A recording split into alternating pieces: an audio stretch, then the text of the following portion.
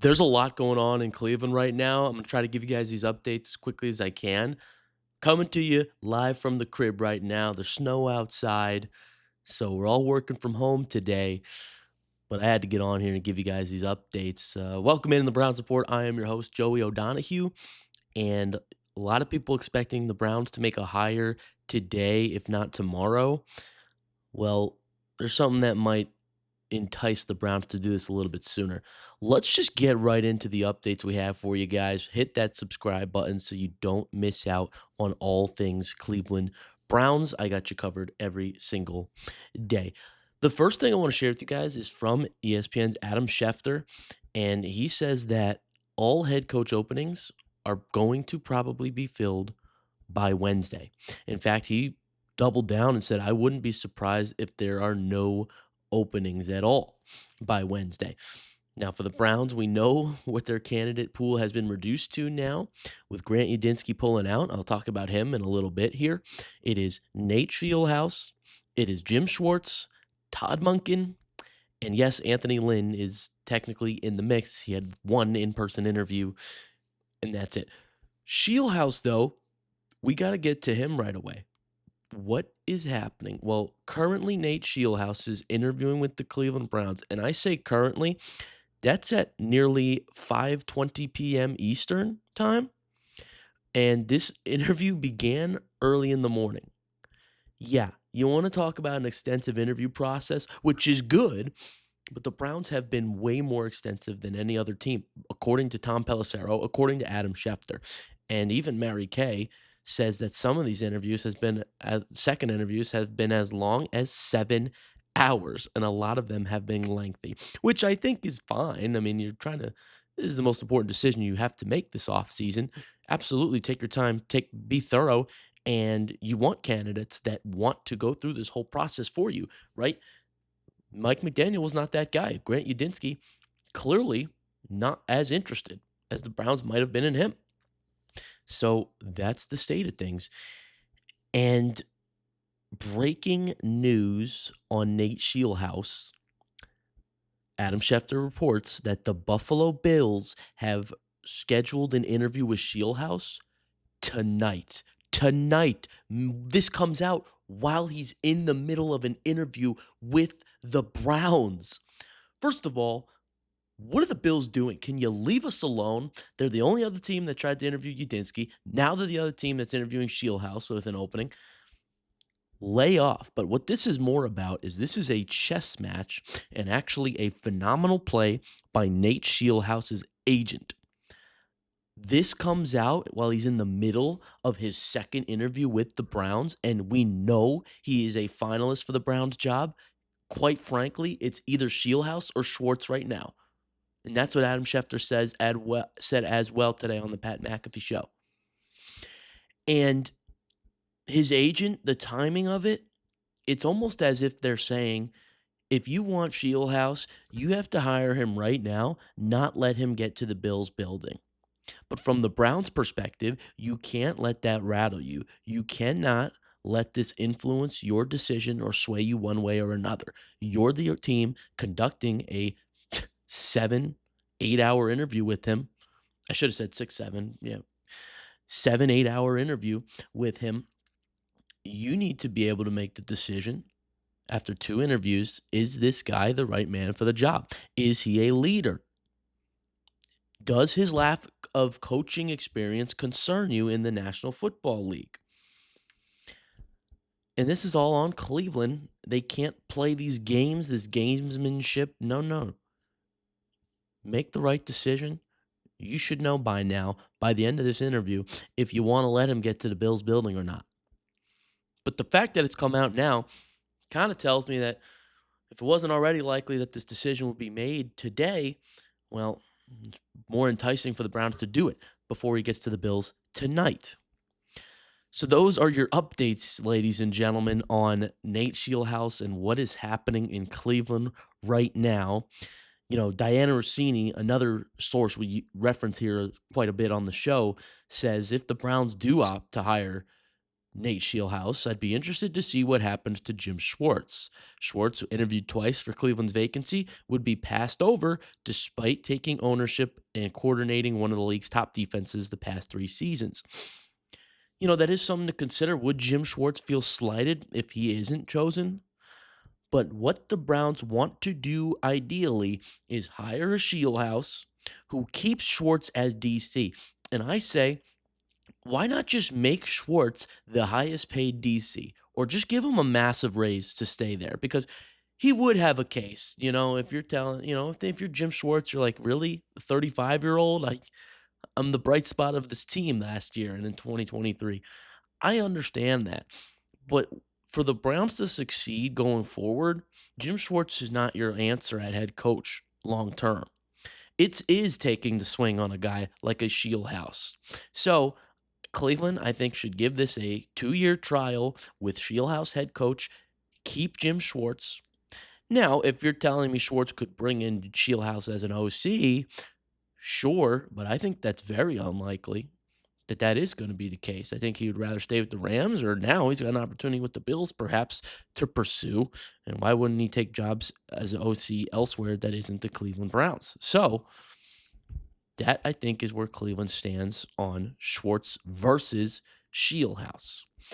We got more updates for you, plenty more on the Browns head coach search, and then some Shedeur Sanders news. Before we dive into that, let's give a special shout out to today's sponsor. That's right, it is Prize Picks. The big game is almost here, and there's no better way to cash in during America's biggest sporting event than Prize Picks, where it is always good to be right. And since the big game's right around the corner, that also means it's your last chance to get into the football action before next season. So close the season out right with Prize Picks by getting $50 instantly in lineups when you play your first $5. I love this app. It's a lot of fun. I win money. I've been crushing it in the playoffs with the more on quarterback passing touchdowns. And since I can't watch Cleveland play anymore, I need a way to stay entertained during these games and have something to root for. Prize Picks helps me do that. Now, are you missing your fantasy team? My league's already over, but with Prize Picks, I don't have to wait until next year's draft to keep playing fantasy. Prize Picks lets you play fantasy football every week, even in the playoffs. Pick your favorite players and win when they hit their projections every week. No draft required. Join millions of users and sign up for America's #1 sports picks app. Download the Prize Picks app today and use code CLNS to get $50 instantly in lineups when you play your first $5. That is code CLNS to get $50 in lineups when you play your first $5 lineup. Prize Picks. It is good to be right. Let's pivot real quick to Grant Yudinsky, who is no longer in this race, and then we'll talk about Shedeur Sanders. But I was honestly kind of upset when I saw the Yudinsky news. He was my favorite candidate left, 30 years old, and he won't even consider – he wouldn't take a Browns head coach job. He'd rather be a non-play calling OC than a head coach. Quite frankly, get out of my face, Dan Yudinsky. I don't want a guy they tell me he's got great drive. They tell me he's a brilliant football mind. But you won't even take that leap, well, then fair enough. We don't need you here. What it is the Jaguars are offering him more money to remain their offensive coordinator. So, I guess he weighed the options and decided he'd rather stay in Florida, which, okay, fair enough. But he's still pursuing the Bills head coach job. That's what makes me slighted about it is, okay, you just don't want the Browns head coach job then. Got it. Goodbye. See you later. Could also mean he wasn't necessarily the favorite to land with the Browns, right? Maybe he saw he was out of the running and was just like, all right, like, let me make it about me. And his agent's like, yeah, how about you announce that you're not going to go through with the process? But early on, it seemed like he was the favorite to be the Browns head coach. So see what happens there. But Schefter does confirm that the Browns are being very extensive with their interview process. That was the word he said, extensive. Now, I told you guys a report this morning that the Browns are literally doing, essays, making candidates do personality tests. Schefter says it's not abnormal for teams to administer personality tests, but the Browns are taking it to a whole nother level in their process, which, make fun of the Browns all you want, but this is the most important decision they ever have to make. They started doing this, and, Kevin Stefanski was not a bad hire at the time, just turned into a one-dimensional bad coach for the team, but we did have 2 playoff seasons, and this is the most important decision you have to make for your football team. Let's Break the news on a video here about Shedeur Sanders, who is officially a Pro Bowler. I'm not kidding. Shedeur Sanders is going to the Pro Bowl, ladies and gentlemen. He is replacement quarterback, but he could absolutely will probably see playing time in the Pro Bowl, which is just honestly great news. I mean, we got a rookie quarterback who made the Pro Bowl. You know how many teams in history can say that. He is the first Browns Pro Bowl quarterback since 2008. I'll give you 3 seconds to tell me who that quarterback was. It was Derek Anderson. I'm not going to get into, should he have made the Pro Bowl for his play this year? Should he not? I'd rather just congratulate Shedeur Sanders on making it to the Pro Bowl. He had 7 touchdowns this year, a lot of big plays. There were downs, absolutely, but the fans really liked him. He was one of the leading vote getters amongst fans. Players' votes factored into this as well. And with Drake May going to the Super Bowl, he obviously won't play in the Pro Bowl. A lot of quarterbacks banged up in the AFC this year. Remains to be seen if Josh Allen will play in the Pro Bowl. So Shedeur got the call. We'll take it. We will celebrate and take it when we get Pro Bowlers in Cleveland and a quarterback, especially. How about Shedeur Sanders? I'm not saying this is like the icing on the cake, like that's it. He's the starter next year because, we know the situation, right? It's a replacement situation. But just saying that if you were leaning to keep Shedeur Sanders, making the Pro Bowl certainly does not deter you from that decision going forward. Am I right or am I right? And you have a fifth round rookie who started 7 games. To make the Pro Bowl is an accomplishment, and I'm honestly just looking forward to seeing him play again and see that Pro Bowl. I'm gonna watch the Pro Bowl now. I might go live for it on the channel. I'll talk to the bosses, let you guys know if that's gonna be the case. But congrats to Shedeur.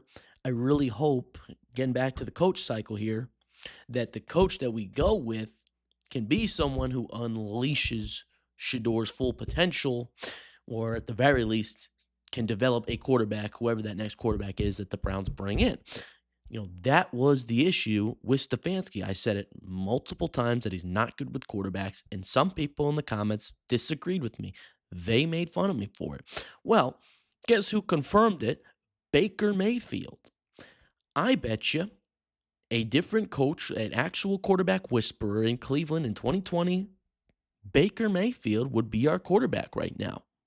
There's a reason Baker got frustrated with Stefanski, didn't like his play calling, and now calls him out years later for not even sending him a call or text after Baker says he felt like garbage being shipped out of Cleveland. And you saw that Baker could absolutely be a franchise quarterback. That's why it's number 1 for me on my next head coach list, that this guy is a QB whisperer. And it's why I do like Nate Scheelhaase here for the Cleveland Browns. This is a guy that played quarterback. This is a guy that's been at the hip of Sean McVay for years. This is a guy that called plays at Iowa State, worked under Matt Campbell.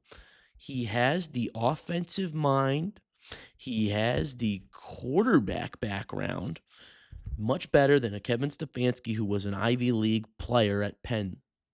I think Scheelhaase is worth the swing for Cleveland, contingent upon them keeping Jim Schwartz as well. Those are your Browns updates for the day. You guys are awesome. Thanks for being patient, just like I am during this Browns head coach search. I mean, a lot of teams already filled the opening. The way I see it, Cleveland didn't get their top candidates. John Harbaugh was their number 1. I feel confident reporting that.